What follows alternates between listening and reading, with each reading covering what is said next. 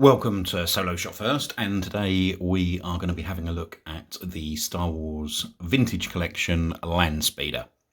Now, I actually picked this up many moons ago from, I think it was an eBay purchase. Let me just get that camera work right.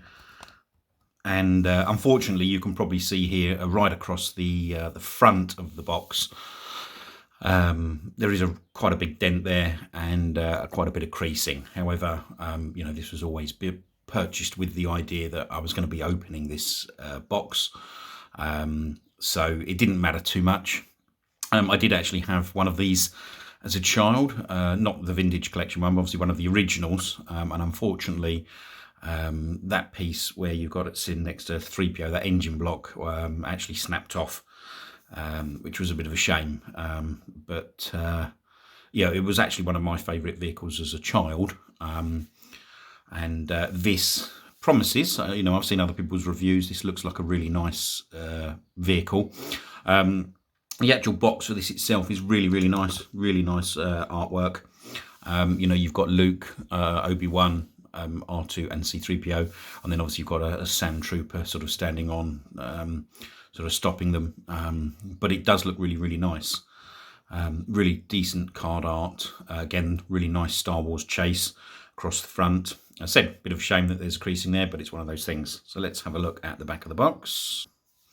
Pretty much the same on the back of the box. The only thing obviously really drastically missing from that is the Vintage Collection logo. But this side of the box, a shame really from my perspective, is this, there's no creasing on this side. But it's just really nice card art image and really takes you back, certainly takes me back to Star Wars.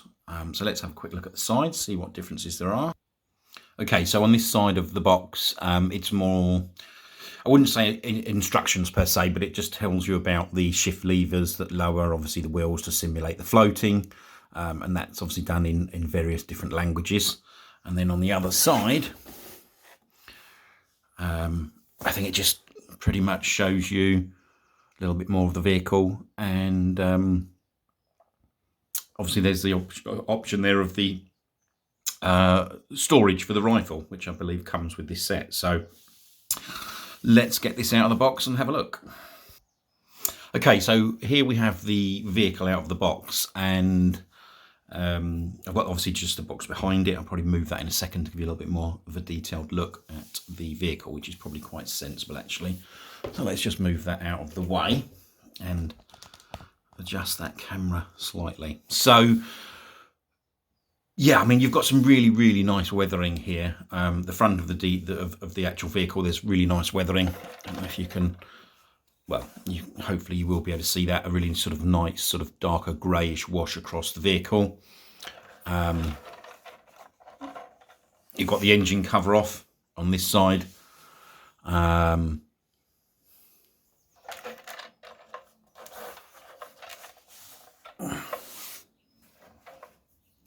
Nice wash, obviously, down on this side as well. And then you've got that sort of engine, that opening pod really, I suppose, on the top of the engine there, which is just painted silver.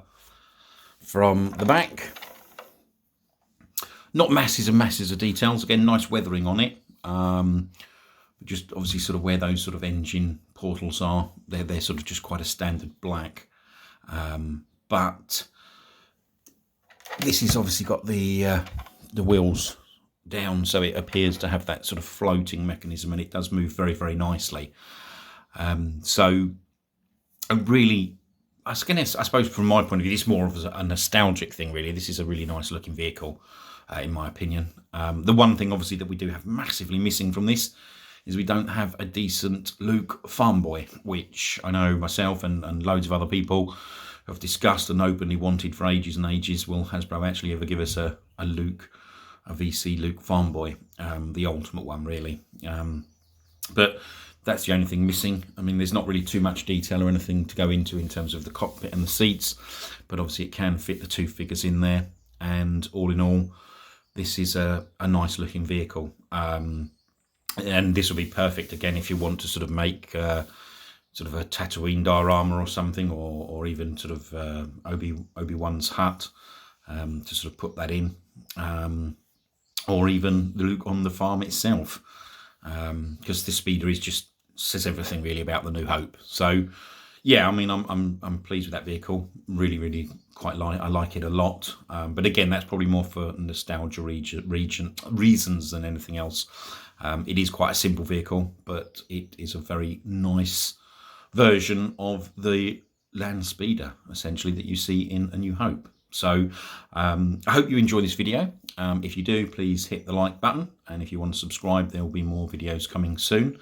If you do have any questions or you want to make any comments about this, whether you've got one, whether you like it, whether you don't, please leave them in the comments section below, and I'll come back to you as soon as possible. I hope you enjoyed the video. Thanks for watching. Bye.